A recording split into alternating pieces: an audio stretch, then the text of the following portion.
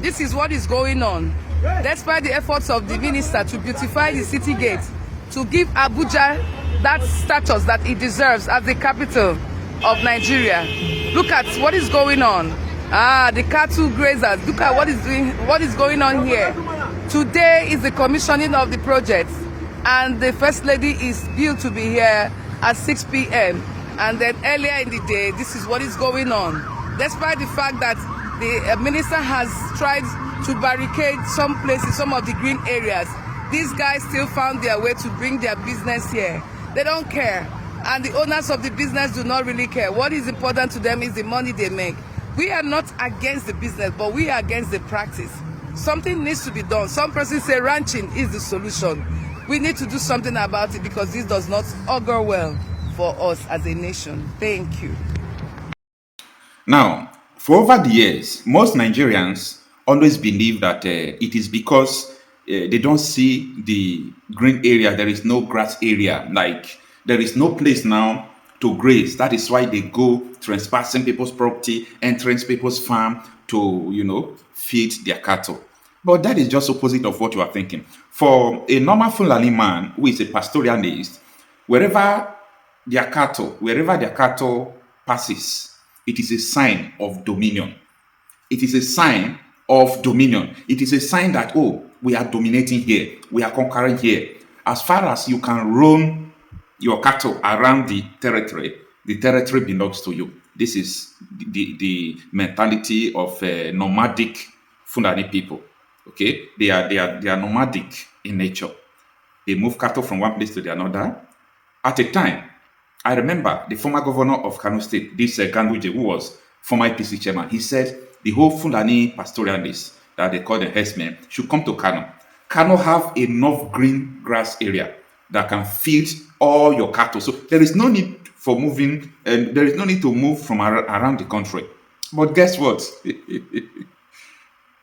They will not try it because for them, moving this cattle is a sign of dominion. Now, I'm going to shock you because most Nigerians, they don't think. They don't think, and we are too emotional. We use little logic. I know a senator because I cannot tell you that who owns this cattle now is a senator because I don't know the headers who brought them. I don't know the headers who sent them. But we have a senator who owns almost 40% of these cattle you are seeing. All these cows moving from one place to the another. A senator owns them. Are you telling me that a senator can provide a place where the cattle will graze? Is that what you are telling me? Are you telling me that a high-ranking senator cannot provide where these people, even though it's not ranching, cannot send these people to where they can graze?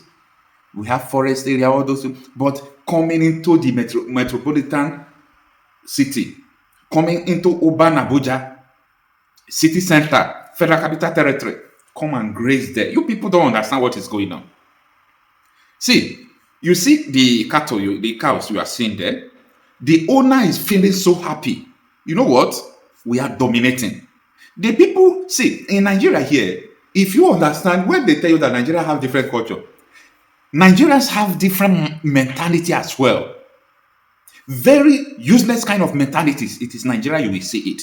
Where a man will feel that by trespassing your farm, by raising down your farm with their cattle, is a sign that they are dominating you. That kind of mentality have no place in modern civilization. It has no place at all. Where someone will feel by carrying cattle across your community, meaning the community belongs to him. I was watching this is an incumbent governor of Bauchi, Bala Mohammed. You know, that is the man that brought the second wave of Fulanis into Nigeria. He said that on Chinese television. He said that Fulanis are global citizens. Every place is their own. Wherever they step their feet is their own. Like, what kind of people have this mentality? That if you step in my farm, it belongs to you. You step in my home, it belongs to you. You see, that is why they came to Benue. They tell Benue people, this land belongs to us. They came to Nigeria, they said Nigeria belongs to us. They don't have a place, then so they call wherever they are their place. A senator owns this cattle for God's sake. A high-ranking senator owns this cattle for God's sake. And the person is in the House of Assembly. Now, Wike, who is a very noise maker or noise making politician. Wike is also somebody that showed that he's strong, like when it comes to all this using forces, using political power. Wike always shows that he's strong. But when it comes to the cattle, the movement of cows in Abuja, Wike said, I can't go there. It is a national security issue. That is what FCT minister said. It is a national security issue. The movement of cattle is a national security issue. You people don't know what is coming. See, it is going to take years, decades. These people are establishing what you will call normal. They are normalizing abnormalities. How could you say that this is a normal thing? No, how could you? Wike said it's a national security issue, so he can't put his mouth. That is what Wike is saying. He can't put his mouth. Now, you see, there is what they call cattle rustling. Cattle rustling. They said Bororo Fulanis came into Nigeria and they started rustling cattle with the normal Fulanis that have been in Nigeria who are herdsmen moving from one place to the another. I told them all this English you people are speaking, you people are confusing people. Let me tell you what it means. Bororo Fulanis as imported by Tinubu and his colleagues and Bala Mohammed, the second wave. When they came into Nigeria after doing what they do, for them to know the routes to go all over the country, they have to resolve in following their fellow Fulanis who were in Nigeria before. And let me follow you with your cattle. Then the Fulani man will say, no. I'm the only one Maoga say I should lead the cattle. They will say no. They will now take the cattle from them and lead the cattle through the routes to no road to attack. At the time, that is why they were telling you that it is farmer-sellers clashes. They were using it to shed them. No. It was pure terrorism. These Bororo Fulanis were rustling cattle, hijacking cattle, following the normal Fulani who have been in Nigeria before this importation happened, using it to know the road. Then wherever they get to, if they meet you in the farm, they rape you, they kidnap you. They started knowing the road down to the south, east, west, everywhere. That is what leads us to where we are today. At the time, when you call herdsmen, it was synonymous to terrorism. I'm just telling you what led to it. Nobody will tell you this. So for these people, it is a dominion that the cattle should even come into your church and destroy your church. And guess what? You dare not touch one cow. You dare not. If you touch one cow, they will pay back with 2 souls. They will come back and kill people. Guess what? Because these people was able to use one principles of war, which is a principles of infiltration. Before these people begin to do this, they were able to put their people in the position of power. And that is why someone who created Boko Haram is walking free today. Going to Channels Television, sitting with Shehu Okibaloye. Shehu could not ask him, how do you create Boko Haram? Why did you do this? Shehu could not ask him. A seasoned journalist. He was afraid to ask him. Boko Haram members are killing people every now and then. But Shehu could not ask this man, why do you do this? Why? The man will come and sit in your presence and he was telling Shehu that P2B, the North will not vote for P2B. He was even dictating who Nigerians will vote for. Someone who created Boko Haram. He's walking free. Why? The principles of infiltration has taken place. They occupy sensitive position and political power in the country. And that is why I'm telling people, you see, I'm finding it difficult to see people who genuinely believe in Nigeria. I'm finding it difficult.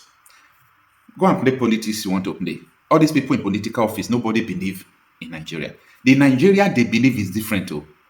Majority of them believe Islamic Caliphate, which will be governed by Sharia. As the Nigeria you are talking about, you understand? They believe on Islamic Caliphate. That is the same thing Boko Haram, Iswap, all these people, that is the same thing they believe in. A lot of them believe it. That is when they tell you Nigeria will work, when they tell you one Nigeria, that is what they see. Oh. They are not seeing the kind of one Nigeria you are seeing. No. They are not seeing the kind of one Nigeria you are seeing. This is what they see. Now, there are some people, someone like Tinubu, while growing up, it was trending, 1999, that Tinubu said he don't believe in one Nigeria. There is no time Tinubu told you that he believed in Nigeria. He only said, I don't believe in one Nigeria. So when someone is talking about Nigeria, ask them which format you understand. Which kind of Nigeria are you talking about? Even when someone will tell you a new Nigeria is possible, ask them which kind of Nigeria, because everybody have different mentality, different vision about Nigeria. Guess what? That is why what people requested before called restructuring didn't work. You know why? Because they were different, or they are different ideologies about Nigeria. Kassim Shettima was saying restructuring my foot. Like, which kind of restructuring are you talking about? He said restructuring my foot. Because the restructuring Nnamdi Kanu was talking about is different from the one he's talking. The restructuring Goodluck Jonathan was talking about, that is the same restructuring Nnamdi Kanu was talking about. It's totally different from restructuring in the mentality of Kassim Shettima. In the mentality of Kachala or Abu Yendo, all those terrorists, or in the mind of Gumi, even in the mind of Ademodu Sharif and the rest of them, restructuring means stopping Islamic agenda in Nigeria. So when you are saying a new Nigeria is possible, define to us the kind of Nigeria you are talking. Is it the one Tinubu said, one Nigeria is not possible again, that you don't believe in it? Or is it one Nigeria of the Boko Haram and Ademodu Sharif them? Or is it one Nigeria of Sheikh Gumi? Or is it one Nigeria of P2P? So we have different formats of one Nigeria. And what you saw in that video, what you are seeing now, Airport Road, Aso Rock, Presidential Way, cattle all around there, is a sign. Whether you get it or you did not get it, time will come. You will remember what I'm telling you.